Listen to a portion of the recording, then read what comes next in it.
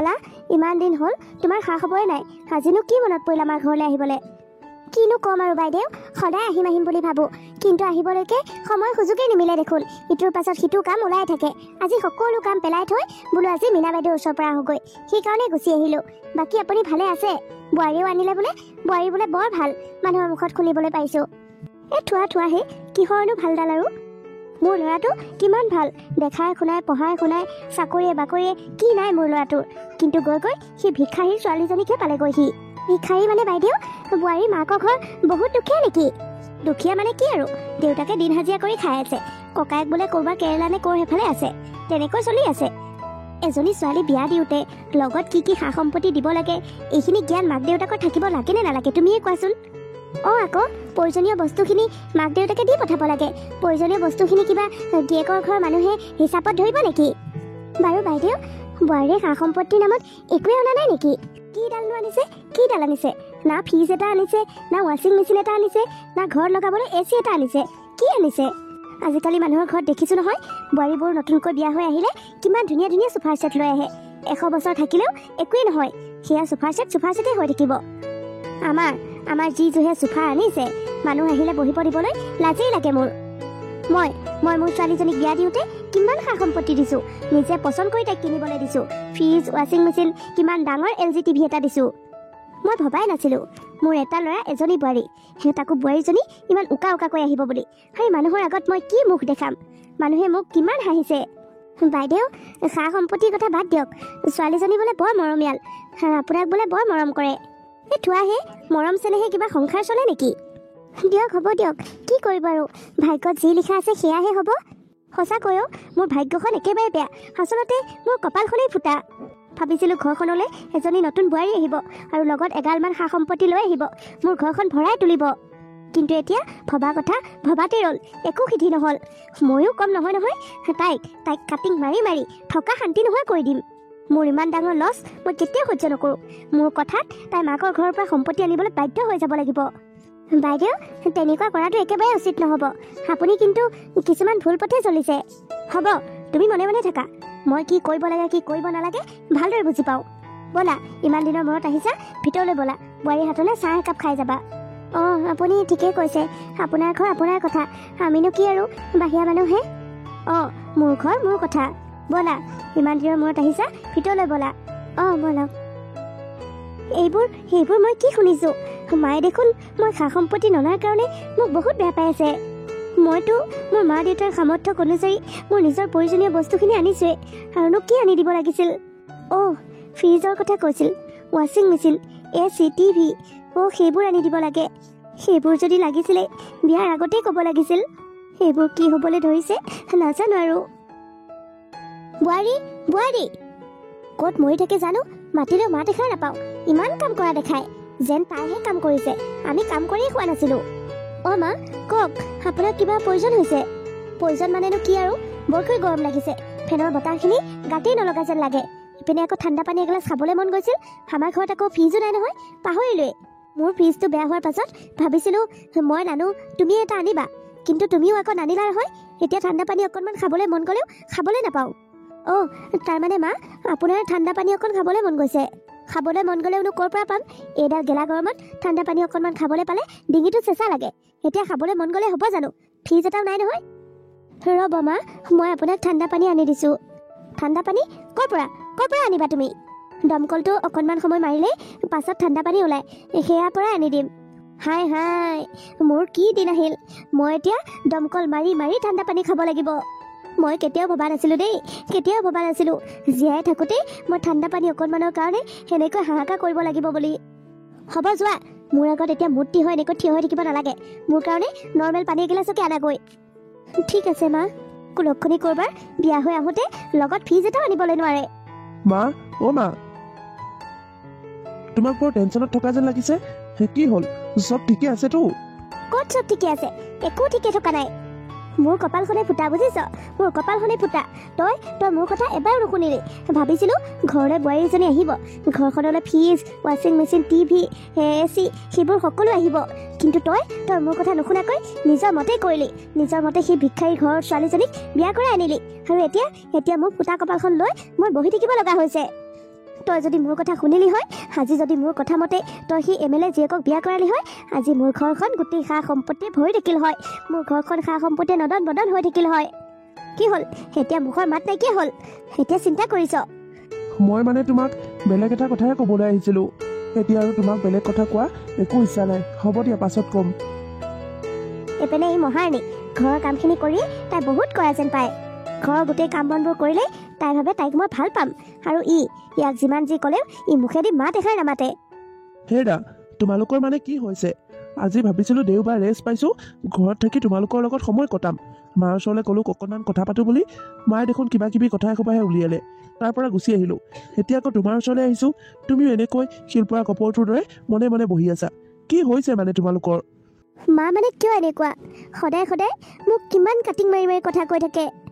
তুমি অফিচলৈ যোৱাৰ পাছত সদায় আৰম্ভ হৈ যায় কেৱল এটাই কথা, মই যৌতুক নানিলোঁ। আৰে মই কি যৌতুক আনি দিব লাগে? বোৱাৰীজনীয়ে যৌতুকৰ নামত একো এডাল অনা নাই বুলি কয়।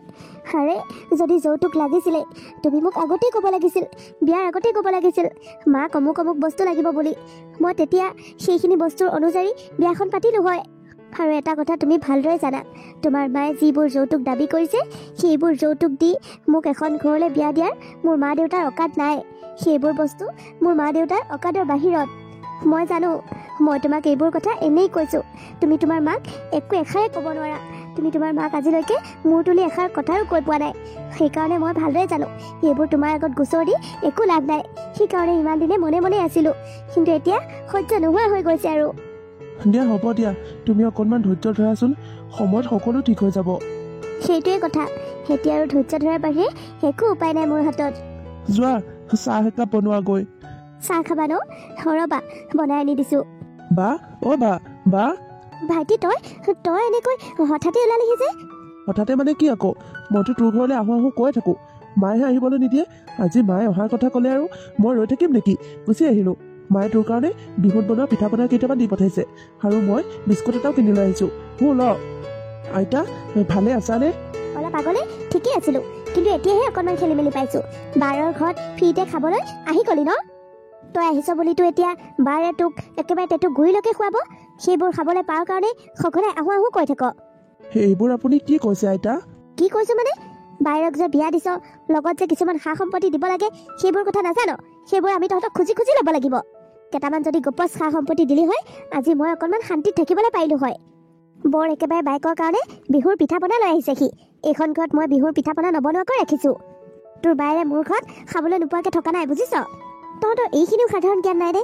এজনী ছোৱালীক লোকৰ ঘৰত উলিয়াই দিছ, তাইক অকণমান সা সম্পত্তি দি গপচ কৰি পঠাওঁ। সেইবোৰ দিলে তাই নিজৰে সুবিধা। ভিক্ষাৰীবোৰ ক'ৰবাৰ এইবোৰৰ লগত সম্পৰ্ক পাতি মোৰ এতিয়া লাজ মান যোৱাৰ দিন পৰিছে। এইবোৰক কোনে মাতে জানো ঘৰলৈ? ঐ একদম নাহিবি তহঁতে আহিলে মোৰ ঘৰৰ উন্নতি নহয়, বুজিছ? ওলোটাকৈ ধ্বংসহে হ'ব। তহঁতে যিমান আন তাতকৈ দুগুণ খাই বৈ থৈ গুচি যাওঁ। মই নাজানো বুলি ভাবিছ? ঘৰখনত যিটো বস্তুৰ দৰকাৰ সেইটো বস্তু দিয়াত নাই, কিন্তু যিটো বস্তু অদৰকাৰী সেইবোৰ বস্তু দিবলৈ আহিছে। লৈ যা তহঁতৰ পিঠা তহঁতৰ ঘৰলৈকে লৈ যা। এইবোৰ 50 টকীয়া 100 টকীয়া দামৰ বিস্কুটৰ পেকেট নানিবি আমাৰ ঘৰলৈ। তহঁতেই খাগৈ যা। আমাৰ ঘৰলৈ আহিলে কমেও 200-300 টকা দামৰ বিস্কুটৰ পেকেট আনিবি, বুজিছ? আমি তহঁতৰ দৰে ইমান কম দামী বিস্কুট নাখাওঁ। আমাৰ দৰে বিস্কুট খাবলৈ তহঁতৰ অকাদো লাগিব নহয়। যদি আমাৰ লগত মিলিবলৈ তহঁতৰ অকাদে নাই, তেনেহ'লে নাহিবিও আৰু নানিবিও একো। মানুহে সদায় অকাদ চাই কাম কৰিব লাগে, বাওনা হৈ চন্দ্ৰলৈ হাত মেলিব নাপায় নহয়। বোৱাৰী, তুমি দেখিছানে নাই? পেহী আৰু মাহীহঁত যেতিয়া আমাৰ ঘৰলৈ আহে কিমান দামী দামী মিঠাই লৈ আহে, তুমি দেখিছানে নাই? তোমাৰ মা দেউতাহঁতক শিকাই দিবা, এইবোৰ কম দামী মিঠাই বিস্কুট লৈ আমাৰ ঘৰলৈ আহিবলৈ নিদিবা। ই মানে মোৰ কথা নুশুনি চব শেষ কৰি দিলে। তাৰ মতে কৰি আজি চব শেষ। ঐ তোৰ বায়েৰক বাৰু মই মানি লৈছোঁ, কিন্তু তহঁতক মই কোনো কাৰণতে মানি নলওঁ। তহঁত আমাৰ ঘৰলৈ এনেকৈ আহি থকাটো মই কোনো কাৰণতে নিবিচাৰোঁ। হ'ব দিয়ক আইতা, মই তেনেহ'লে আৰু নাহোঁ আৰু। এতিয়া গৈ থাকোঁ। বা মই গৈ থাকোঁ দে। ৰবি ভাইটি, সেইটোত কি আনিছ মোক দি থৈ যা। মই সেইখিনি খাম। বেলেগ কোনোবাই খায় নাখায় মই নাজানো, কিন্তু মায়ে মোক ইমান মৰমত দি পঠাইছে, মই সেইখিনি খামেই। সেইখিনি মোক দে। ল বা, এইটো ল। মায়ে তোৰ কাৰণে বৰ মৰমত পিঠা পনা দি পঠাইছে, তই খাবি। মই গৈ থাকোঁ দে। ৰ ভাইটি, তই ক'লৈ যাৱ? চাহ একাপ খাই যাবি। এতিয়া চাহ খাই নাথাকোঁ দে বা, ফিল্ডত সকলোৱে খেলি আছে। মই তোৰ ঘৰত আহিব লগা হোৱাৰ কাৰণে খেলখন এৰি থৈ আহিছিলোঁ। মোৰ ঠাইত বেলেগ এটাক দি থৈ আহিছিলোঁ। এতিয়া মই খেলখন এটেণ্ড কৰিবগৈ লাগিব। মই যাওঁগৈ দে, তই ভালে থাক। ভাইটি, তই একো চিন্তা কৰিব নালাগে বা এইবোৰ কথা মই মাহঁতক একেবাৰে নকওঁ মুঠতে তই ভালে থাক আমি সেইটোৱে বিচাৰোঁ ভিক্ষাৰী নীলাজ কৰবা মা এইবোৰ মানে কি আছিল হা কি আছিল তুমি শুনা নাই নেকি এয়া আপোনাৰ কেনেকুৱা সংস্কাৰ মা কেনেকুৱা মানসিকতা চাকৰি কৰা ধনী মানুহ এজন আহিলে আপুনি কিমান আদৰ সাদৰ দেখায় চাহে ভাতে খুৱাই পঠায় আৰু দুখীয়া মানুহ এজন আহিলে আপুনি দুৱাৰমুখৰ পৰাই অপমান কৰি বাহিৰ কৰি দিয়ে এয়া আপোনাৰ কি মানে কেনেকুৱা সংস্কাৰ আপোনালোকৰ ঘৰত মানুহক টকা পইচা চাই সন্মান দিয়ে নেকি মইতো এইবোৰ সংস্কাৰ প্ৰথমবাৰৰ বাবে দেখিছোঁ আপোনাৰ ল'ৰাটোৱে মোক বিয়া পাতি আনিছে তেওঁ মোক কৈছে একো সা সম্পত্তি নালাগে তেওঁ মোৰ মা দেউতাক একো ফালৰ পৰা একো হেঁচা দিয়া নাই কেৱল মোক বিয়া কৰাই আনিছে কাৰণ কিয় আপোনাৰ ল'ৰাটোৱে মোক বহুত ভাল পায় আৰু ময়ো তেওঁক বহুত ভাল পাওঁ আমি ভাবিছিলোঁ আমাৰ এই ভাল পোৱাই আমাৰ সংসাৰখন চলি যাবলৈ যথেষ্ট কিন্তু ইয়ালৈ আহি আপোনাৰ লগত থাকি মোৰ এনেকুৱা অনুভৱ হৈছে মই হেগাৰমান সম্পত্তিহে আনিব লাগিছিল মোৰ পৰিচয় মোৰ সা সম্পত্তি মই মাৰ ঘৰৰ পৰা অনা যৌতুকতহে লুকাই আছে আপুনি পইচাৰ আগত যৌতুকৰ আগত ইমান অন্ধ হৈ গ'লনে মানুহৰ মৰম চেনেহ আৰু যত্ন সেইবোৰ একোৱেই দেখা নাপায় মই আপোনাৰ কাৰণে কিমান কৰিছোঁ আপোনাক মই কিমান যত্ন লৈছোঁ অলপ দিনৰ আগত আপোনাৰ মনত আছেনে আপুনি যে ৰাতি কেঁকাই আছিল জ্বৰত যে উঠিবলৈ পৰা নাছিল তেতিয়া মই গোটেই ৰাতি আপোনাৰ ওচৰতে বহি আপোনাৰ ভৰি মালিচ কৰি আছিলোঁ আপোনাক কৰা সন্মান আপোনাক লোৱা যত্ন আপোনাক কিমান আউল মাৰিছোঁ এইবোৰৰ মানে একো মূল্য নাই কেৱল আপোনাৰ মতে সম্পত্তিটোহে মেইন আপোনাৰ কাৰণে মই কি কৰা নাই আপুনি যি কয় মই আপোনাৰ মুখৰ আগতেই যোগান ধৰোঁ এইবোৰ সকলো আপুনি পাহৰি গ'ল মই কিন্তু এইবোৰ আপোনাৰ ওচৰত লেখ দিয়া নাই খালি মই আপোনাক মনত পেলাই দিছোঁ আচলতে আপুনি মৰম চেনেহ বুজি নাপায় আপুনি বহুত লোভীয়া এজনী বহুত লোভীয়া মাক আপুনি আজি মই কোৱা এই কথাবোৰ শুনি আপোনাৰ চাগে বহুত বেয়া লাগিছে আপুনি চাগে কেতিয়াও ভবা নাছিল মই যে আপোনাক এনেকুৱা কথা ক'ম কেনেকৈনো ভাবিব আপোনালোক বহুত ধনী মানুহ আপোনালোক বহুত দামী মানুহ আপোনালোকৰ লগততো তৰ্ক কৰাৰ আপোনালোকৰ কথাত উত্তৰ দিয়া মোৰতো অকাদেই নাই মই বহুত দুখীয়া ঘৰৰ ছোৱালী বহুত দুখীয়া মই একো যৌতুক অনা নাই মোৰ একো সা সম্পত্তিয়ে নাই এইখন ঘৰত মইনো আপোনালোকৰ লগত কেনেকৈ থাকিব পাৰিম কেনেকৈ আপোনালোকক প্ৰতি উত্তৰ দিব পাৰিম আপোনালোকেতো তেনেকৈ ভাবি আহিছিল আৰে আপোনালোক বহুত ধনী মানুহ বহুত ডাঙৰ মানুহ কিন্তু আপোনালোকৰ মনটো কেলে ধনী নহয় মনটো কেলে ডাঙৰ নহয় আচলতে আপোনাৰ কোনো বিবেক বিবেচনা বোলা বস্তুৱে নাই বুজিছে মা আপুনি কোৱা কথাবোৰৰ কাৰণে সন্মুখত থকাজনে যে কিমান দুখ পাইছে আপোনাৰ কথাবোৰে যে সন্মুখত থকা মানুহজনক কিমান আঘাত কৰিছে সেইবোৰ আপুনি বুজিয়ে নাপায় মই অহা দিন ধৰি আজিলৈকে আপুনি মোক প্ৰতিটো সময়তে মোক গাত লগাই কথা কৈ আহিছে প্ৰতিটো কথাতেই মোক গাত লগাই কাটিং মাৰি কথা কয় মই যৌতুক অনা নাই ফ্ৰিজ অনা নাই ৱাশ্বিং মেচিন অনা নাই AC অনা নাই TV অনা নাই এইবোৰ কিমান মানুহৰ আগত কৈ ফুৰিছে আপুনি জানেনে মই সকলো জানি বুজিও সকলো দেখিও কিয় মনে মনে আছিলোঁ আপুনি জানে মই যে আপোনাক এষাৰো ওলোটাই কোৱা নাছিলোঁ কিয় কোৱা নাছিলোঁ কাৰণ মোৰ সংস্কাৰ তেনেকুৱা নহয় মোৰ মা দেউতাই